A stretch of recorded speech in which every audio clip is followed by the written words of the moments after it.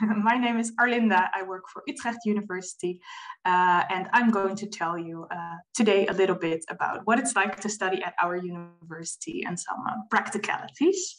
And then I hope there will also be some very nice Taiwanese alumni that can tell you more later on, because they have, of course, the real experience. But I'm here mainly for the practical information. So what we're going to do today, I'm going to start a little bit to tell you about the city of Utrecht, in case you've never been there. So Utrecht is the fourth biggest city in the Netherlands. It comes after Amsterdam, Rotterdam, and The Hague. And we have about 350,000 inhabitants. So even though we say we are the fourth biggest city of the Netherlands, you can see that it's not very big because we are a very tiny country, obviously. So even though it's quite a big city in Netherlands terms, I still feel that it has like a very nice town vibe, and it's not that big, the city center. We also have a lot of students living in Utrecht. So we have about 38,000 students that come from Utrecht University, but there's also other universities and universities of applied sciences in the city, and combined there are even more students studying there. So it has a very nice and young atmosphere.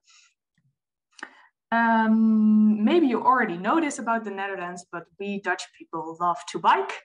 And our cities are also very much bicycle friendly. And everyone literally bikes in the Netherlands. It's the easiest way to get around.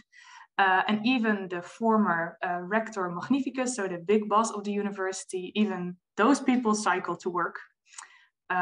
So as you can see, cycling is very much part of our lifestyle. And of course, we have a lot of bicycle lanes. And 1 million bicycles in the city, and 245 kilometers of bicycle lanes, so actual separate lanes that you can cycle on. Of course, you need to park all those bikes everywhere, so that's why there's also the world's largest bicycle parking building in Utrecht.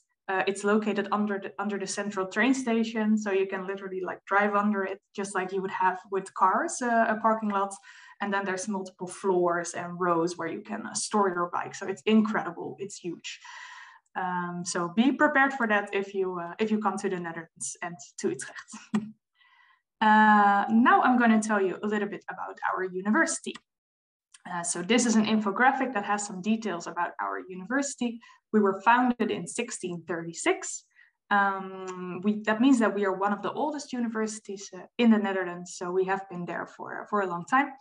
We have 7 different faculties, so we're a very broad university. We offer education in almost every type of field, except for engineering, because we're not a technical university. And we have a lot of programs that we teach in English. So there's 13 programs that we teach on a bachelor level, undergraduate, and more than 100 in English that we teach on a master's level. I'm going to tell you a little bit more about the programs later on in this presentation. We are also a very well-ranked university. We were ranked the first in the Netherlands by the Shanghai ranking. This was actually the one of last year. I think the one of this year also came out, but I think we are still first. And we have 12 Nobel Prize winners at Utrecht University, so we're very proud of that as well. We're also a very international university. We have 115 different nationalities studying with us. And each year, about 4,000 international students come to Utrecht to study with us. Below, you also see a little map of the Netherlands. And as you can see, Utrecht is located right in the heart of the country. So it's literally in the middle. And that is very convenient because it means that you can travel very easily to other places as well. Utrecht has the biggest train station of the Netherlands, so almost all trains go through Utrecht. And that means that it's very easy to commute. If you want to go to Amsterdam, that's only 30 minutes by train. Rotterdam and The Hague are about 40 minutes by train. And also internationally, you could travel to London by train from Utrecht, or to Paris, or to Cologne in Germany. Brussels in Belgium. So it's very easy to travel around a little bit when you live in Utrecht. Within Utrecht, the university has different locations. So this might be a bit different than what you would expect. We don't have one campus where all of our programs are and where the university is located, but it's really spread out. Which is nice. So you get to see different places and get to go to different places within the city. So you see the city center that's located on the left with a little circle. That is the old inner city historic part. Some faculties are located there. And then on the right side, you see the Utrecht Science Park. I guess you could call that sort of a campus. And there's other faculties that are located there. And in the middle, sort of on the way, you have the international campus, and that is where University College is located. And as you can see in the map, it's not that far away. So it's about 15 minutes on your bike, or maybe 25 if you would take public transport. To get you an idea of what these places look like, this is the Utrecht Science Park. This is actually the library. So the Utrecht Science Park is more the modern part of the university. It has very big, modern, new, sustainable buildings. There are buildings that have won a lot of architectural prizes, and they're very fancy and new. So it really has a very cool architectural vibe. This is the library of the university. It's a really cool building with all these big windows. It's very high ceilings. And this is the city center. So that is more the historic part. It has the medieval town kind of vibe with the cobbled streets and the nice little narrow streets and things like that.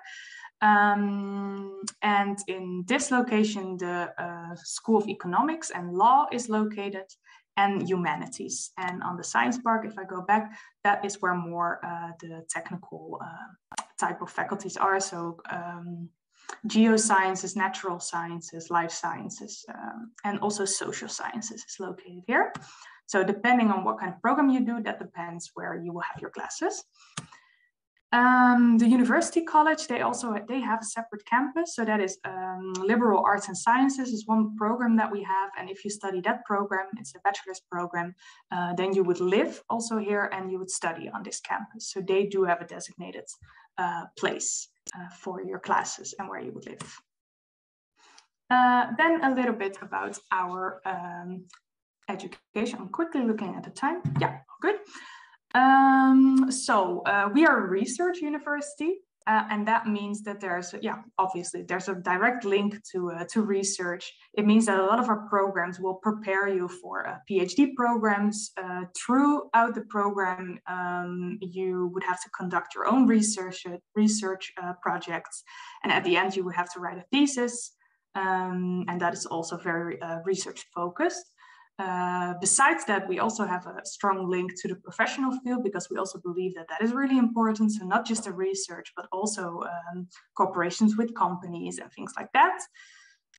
We have great research facilities. We have flexible programs. So that means that there's always the possibility to choose some courses or things that you're interested in. And there's always some elective courses that you can choose from yourself. So you can design your program a little bit.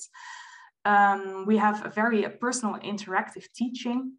So that's something that we really value at our university. So when you sit in your classes, we don't expect you to just listen and write down what the teacher says, but we really want you to engage in the classroom. So we really want to know, why do you think something like this? And do you have any questions about that? Or what is your motivation for this? We really like a discussion in the classroom and to see things from different perspectives. And that's why it's also so great that you have so many international students in your classroom.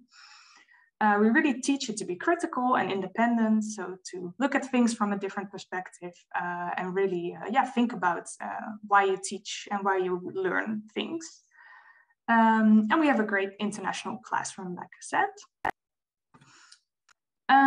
Okay, so that is some general stuff about our university and our education. And now we'll tell you a little bit more about all the programs that we have on offer. So what can you actually study with us? So, like I said before, we have 13 English-style bachelor's programs. They are all listed here. So I'm not going to go through all of them individually because then we will be here for another hour and I don't have the time. But we have some programs within the humanities faculty, like history, literary studies, media and culture, programs like that. We have a great program, global sustainability science. Our university is very much known for sustainability research. We find that very important. So that is really a nice program, which is also a pretty unique program in the Netherlands. It's really a combination of more the natural sciences, but also politics and more the economics side. So within that program, you could choose different tracks. We have a pharmaceutical science program that is very popular. Philosophy, politics, and economics is a program where lots of international students enroll, and molecular and biophysical life sciences is a recently added bachelor's program taught in English. So on the website, you can find out more about each of these programs if you want to know more. So for the master's programs, like I said, we have, here it says 90 plus, but it's actually hundreds and more programs that we teach. So they wouldn't fit on the slide, so I didn't mention them all, but you can check them on the website. So these are the fields that you see here that we have programs in. Like I said, we are a very broad university, so almost every field is represented. We have both 1 year and 2 year master's programs. So it depends on what you would want. The 2 year programs tend to be more research focused and more leading towards a PhD. And the 1 year programs are a bit more practical. They're still research focused, but a bit more practical. So that is about the programs. And then some practical information about if you want to apply and how our admissions works and some financial matters. So for bachelor's program, in general, you need to have a high school degree that is comparable with a Dutch university entrance degree. And there's some examples that are listed here. So an IB diploma or 3 A levels, for example, is in general what we would accept. Our admissions office are the ones that are checking that. So they check your previous education and see whether or not it's comparable. That is the first step. And then there are some programs that require specific courses. So for example, if you want to study economics, then you would need to have a certain level of mathematics. And also for the more natural science focused programs, there's also a physics requirement, for example. Yeah, so that's determined by your international student admissions. And some programs besides that have an additional selection procedure. For example, PPE or the university colleges or pharmaceutical sciences, they may ask you to do a sort of test or they schedule an interview with you, things like that. And you can see that all on the website of the program, what the process is. Also, English language is a requirement for all of the programs. If you have an IB diploma, then you are exempt from that. But if you have another type of diploma that is not taught in English, then you have to provide English proficiency in the form of IELTS or TOEFL or Cambridge. The deadlines for bachelor's programs, for most programs, it's either April 1st or May 1st, but some programs with a selection procedure might have an earlier deadline. So always check the website for that. For master's programs, it's a little bit differently, but some things are also the same. The basics is that you need to have a bachelor's degree in a related field. I think that's pretty logical. So if you want to study psychology, you would need to have some sort of bachelor in psychology and not a bachelor in history, for example. On the website, you can see for each program what the admission requirements are, and it's really very in-depth. So you can just literally check if your diploma is a little bit comparable to the requirements that are mentioned on the website. So that's very handy. You also need an English language test, and you need to upload a CV, a motivation letter, and recommendation letters. And it depends on the program if it's 0, 1, or 2 recommendation letters. but you can see that on the website. And some selected programs also require a writing sample. The deadlines for a master's program, it's either April 1st or June 1st.